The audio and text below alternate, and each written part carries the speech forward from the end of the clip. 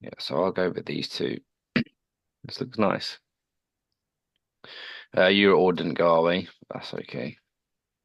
Continuing up now. Um, but that's right. But yeah, you at the moment EuroCAD's quite close. We've got a lot of stuff below imbalance wise, lows wise, lows. And everything to the left of that really has been swept by this. So we're starting to step down now, break structures down, which is nice.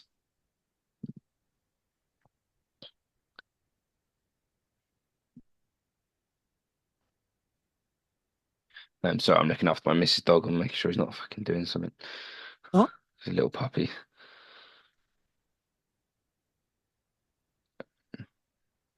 But yeah, sorry, let me. So yeah, we've got this push up now from here.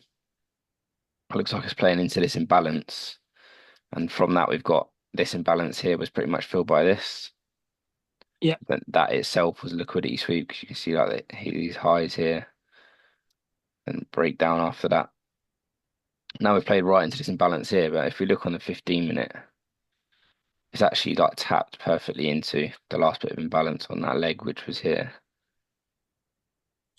How do you mark up that imbalance? So, because obviously, that's something I'm struggling with. Where you, so for me, that looks like a lot more imbalanced than the purple box that you've done. Why is your purple box so small? Like, what are you? Yeah. You're going from the below of the green to the top of the other red one, is it? So yeah, what I'll do is because on the 4 hour, look like there's a lot more because it's just bigger moves. Yeah. And you've got imbalance there, but then once you've got kind of you can make a box perhaps like this. Get rid of this one. So this is what I'll do. So I'll make a box from that in top of that imbalance there to the bottom. So you got a big bit of imbalance there. Yeah. But then what I'd just like to do is just come down a lower time frame and just adjust it, Right. Okay. just to check what the imbalance is like on the lower time frame. So you can see here now that is actually quite filled up. It's only left this bit here. So if I drag that down now, you've got that imbalance between here and here, which is quite a nice spot because it reacts right out of that liquidity sweep that started from here, swept that up. They've got imbalance on the other side, so there's definitely a gap there. So it looks bigger on the like a 4 hour candle. It looks like a Yeah, massive bit of imbalance. it does. Yeah, You've gone down, and then you've identify obviously. where it is. Yeah, because Okay. you can even see it here now on the high on the lower time frame. There's a little bit in there, I suppose. Actually, I prefer this one because it was like right at the start of the sweep. I took all this out, but it filled that perfectly. It's really Yeah. nice. Um, so yeah, now from that, you could get a sell straight out of there if you wanted to. And your stop loss might have been a little bit big. I normally wait for the lower time frame. Yeah, that's well too big. I normally wait for the lower time frame now, so you could possibly again, even if it does sweep again, like uh, a push up. See, now it depends. I would prefer it to break under here. That'd be nice. Then if it comes up, maybe sweeps these highs, plays into that imbalance now.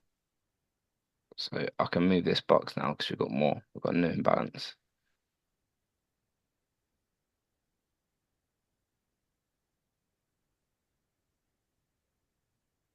You see that in there? Yeah. So yeah, we could get a nice breaker structure under here, then a sweep back up, take these highs and fill the imbalance again. That And could where are be you quite looking nice. to get in?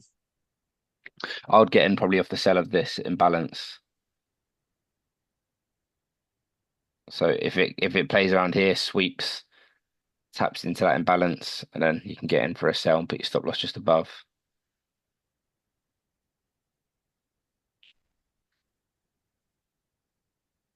Or sorry, what it might do is if it plays into that imbalance and starts moving it, or if it messes around here just before and makes more equal highs, then sweeps and breaks structure on that one.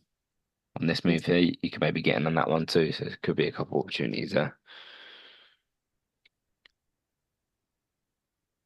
You're waiting for it to reverse back up, aren't you?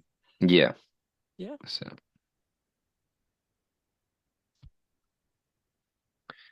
Yeah. So,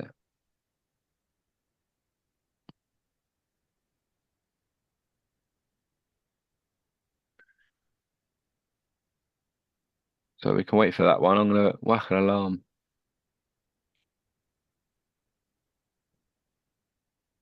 on the breaker structure. She might whack one on both of them, to be fair. I might go here and the breaker, and sorry, the breaker structure and just these highs. I can get notified wherever it goes then.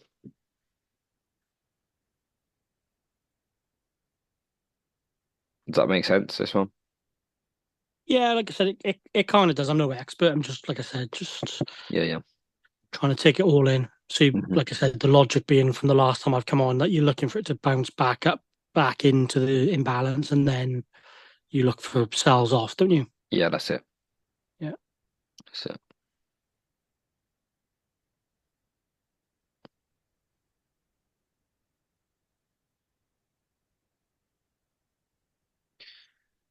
It's the one. So we got that one, and then you ordered NTD, the only other one at the moment.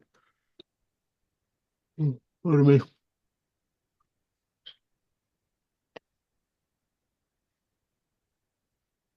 Yeah, so here we've got,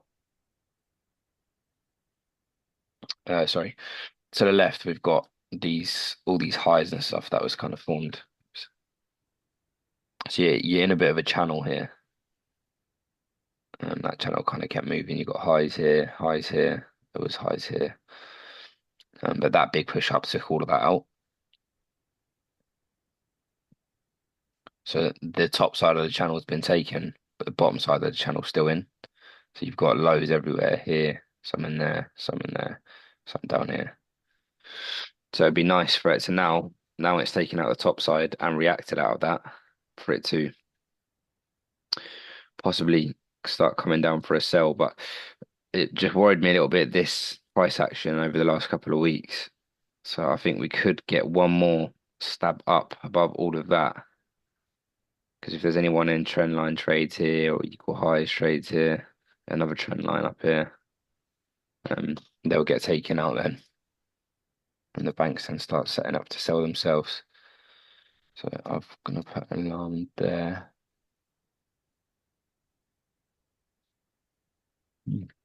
Maybe not.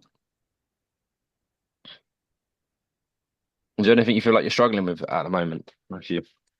I think the biggest thing for me is still not really seeing sort of higher highs, lower highs, all that kind of stuff. You know, Yeah, seeing yeah, the patterns and stuff. I just think it's going to take a lot of time, to be honest. I'm under no illusion it's not a quick thing. So yeah, yeah, for sure. um, when you guys talk about structures and stuff, I'm like, what structure you on about? And then it's just going to take time. Like I said, I get this concept a little bit easier, Hmm. um, but it's putting the concept together. If that makes sense, I Yeah, yeah. understand. Like, you're working from sort of points of imbalance, and you're looking for it to tap it twice and then look for sells, or Hmm. tap it twice and look for buys, etc. So yeah, that it's definitely more visual for me. Um, but talking about channels and where you think it's going to go, yeah, I'm still learning that. To be fair, Yeah, that's all right. No worries. And like a channel like this, really, it's just liquidity being built up on both sides. So you've got equal lows and equal highs, which happens quite a lot over the market. Just a channel where it's moving in between, and eventually we're going to break one side, and once it's done that, we then look for it to come and take the other side. which is what it's done, isn't it? It's broken it, and then everyone's sold off, causing it to come Yeah, down. Yeah. yeah.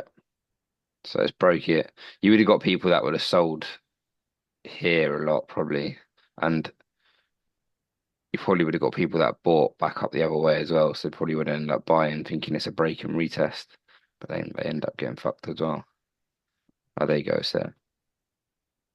So you would have had people that trade the trend line, sorry, support and resistance. They would have seen that as a break in resistance, a test, Yeah. probably put a load of buys in, and then that shot down again. Yeah, because that strategy is really easy to see, but when I've been looking at that, it doesn't work that often. It gets manipulated a lot, yeah. Okay, that's what it is it? Just Yeah, manipulation. yeah, yeah.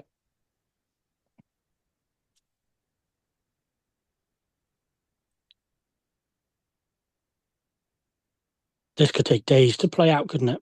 It could take a few days, yeah, considering how it's moved the last couple of weeks. EuroCAD will probably be a little bit quicker.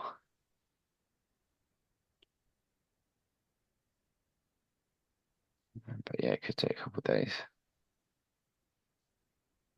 And you use a different graph, Connor, to other people. You don't use the candles, do you? You're using what are they called? These are candles. Oh, they are they? They just got Yeah. lines in different places. Say again. They just look like they got lines in different places. I mean, you mean like this? Yeah. Oh, it's just your Yeah, sorry, it's my open and closing of the yeah, that's it, that's it. chat I market, just isn't leave it on. I always have it on, to be fair. Um, it? but yeah, that's all that is. Fine. I just thought they were different candles then. I thought, what is No, going on? that's okay. I do prefer the black background. I'm not sure why I've always kind of had it like that.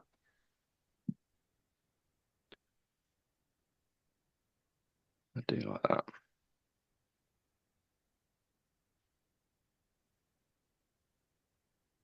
I'm finding this the Oh, strategy's a slow burner, yeah. It takes a bit of time for it the does, yeah. It takes some trades to time play for him out. to set up and stuff like that. You can do this on a lower time frame. I just prefer this higher time frame. It suits me better, my lifestyle, for sure.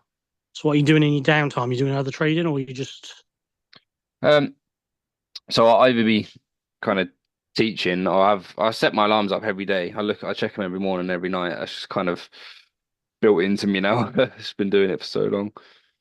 Um, but yeah, when I'm not trading, I'll just be going doing other stuff. I do marketing a lot for TFC, so I do all the social media stuff. I do a lot of that, and then got a few other bits and bobs that I do as well.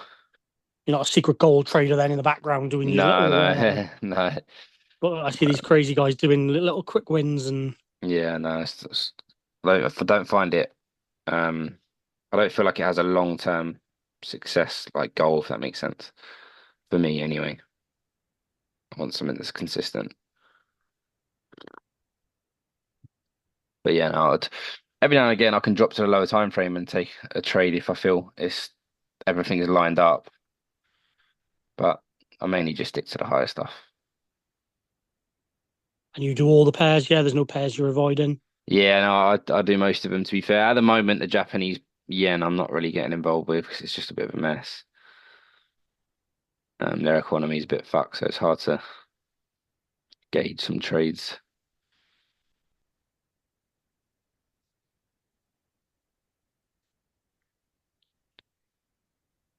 But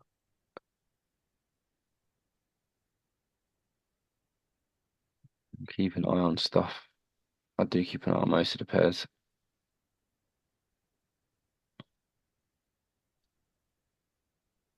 Flick through and check them all.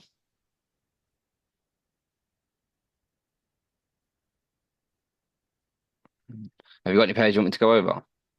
No, no, like I said, I'm not trading yet. I'm not it's more the concept I'm trying to Yeah, understand yeah, and like looking at graphs and I'm months away to be honest. I know people dive in a lot earlier and use demo accounts and stuff, but I think anything I place today on a demo account would still be significant guesswork. It would be 95% guessing and 5% trying to follow what you guys are saying. So yeah, yeah.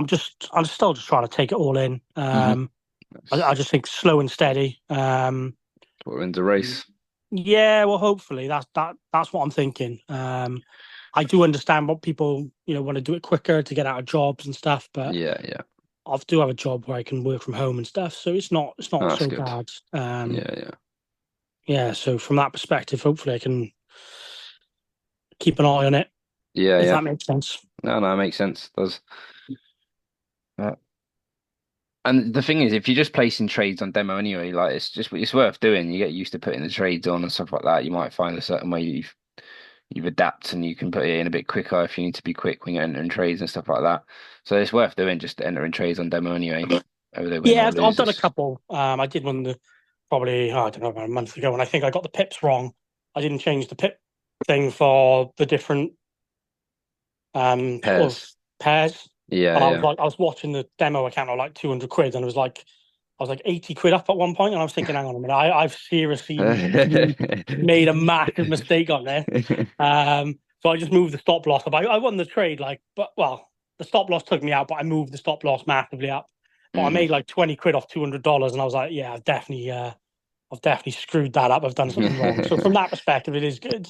Um, but yeah, I just want to find something that I think I can see and works. And like I said, this just seems, if I can understand how to draw your purple box, which you're saying is imbalance. Yep. Is the imbalance phrase the same as order block? Yeah, we've had this conversation Yeah, before. it's the Yeah. same as fair value gap, order blocks, stuff like that. It's pretty much Yeah. the same. It's not quite exactly the same as an order block, but the fair value gap and imbalance is the same thing. An order Okay. block would be something like this, just a block of orders. You got buyers and sellers and stuff like that. Then there'll be like order block slash FU candle slash bankers candle, whatever you want to call it. Really is here. Yeah. Okay. But you're not working on order blocks, are you? Not too much, no. No, that's fine.